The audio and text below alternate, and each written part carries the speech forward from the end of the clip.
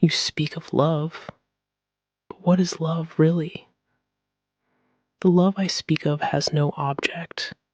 It is not I love someone or someone loves me.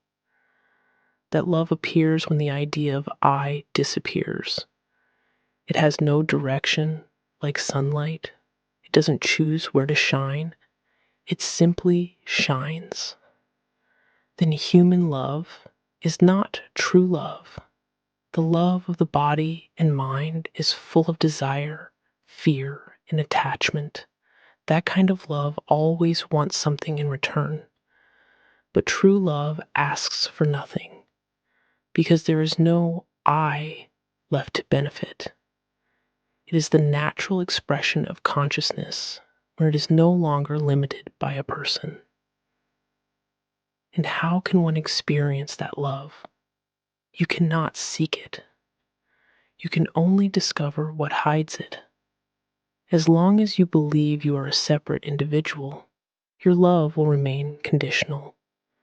When you recognize yourself as pure consciousness, love simply arises effortlessly. So, is love the same as surrender? Yes. Surrender is to stop fighting what is. It is to see that there is no one here controlling life. When the idea of me gives up, life flows as it should. Surrender is not weakness, it is freedom.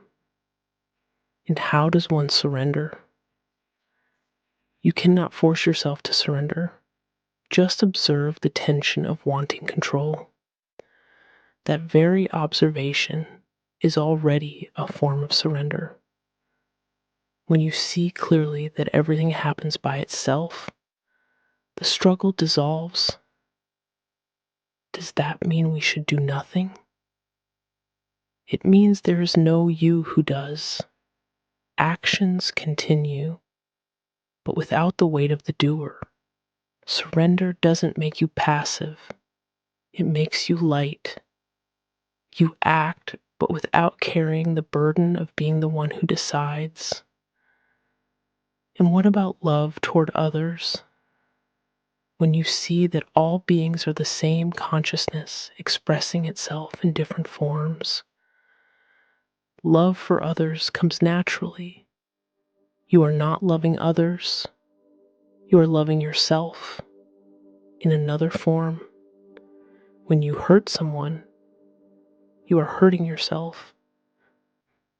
And what about the silence you speak of so often? Silence is not the absence of sound. It is the background upon which all sound appears. It is the space where everything happens.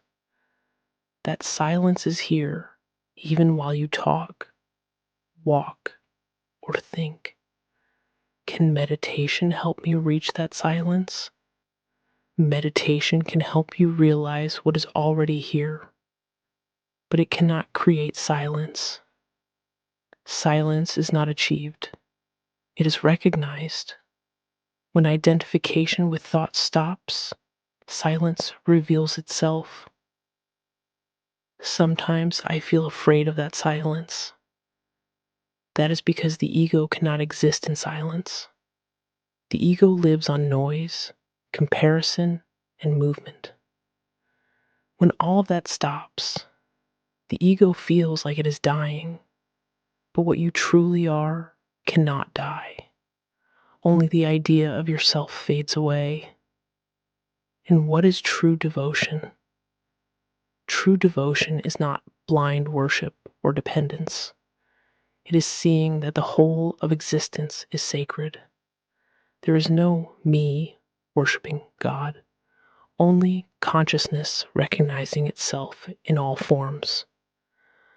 So loving God is loving oneself? Exactly. But not the small self with name and form, the self behind all things. When the division between lover and beloved disappears, that is devotion. And silence, does it take part in that too? Yes. Silence is the purest form of prayer. when there are no words, no requests, no expectations. Only presence remains. In that silent space, the divine reveals itself directly. And what happens to the world when one lives from that silence? The world remains the same, but you no longer see it the same way. What you once called problems become simple movements in consciousness. What used to disturb you now just passes by.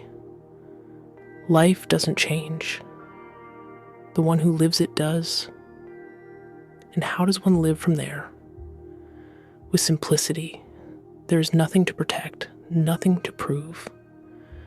You do what comes naturally, without anxiety or pride. Love guides your actions, not fear. Can that state ever be lost? Number. What you are can never be lost. It can only seem hidden by thoughts and emotions. But even in the noise, silence remains untouched. So, love, surrender, and silence, are they the same? Yes. They are different expressions of the same thing, the absence of ego. Love is the fragrance of surrender. Surrender is the gesture of love, and silence is their essence. When one is present, the others are too.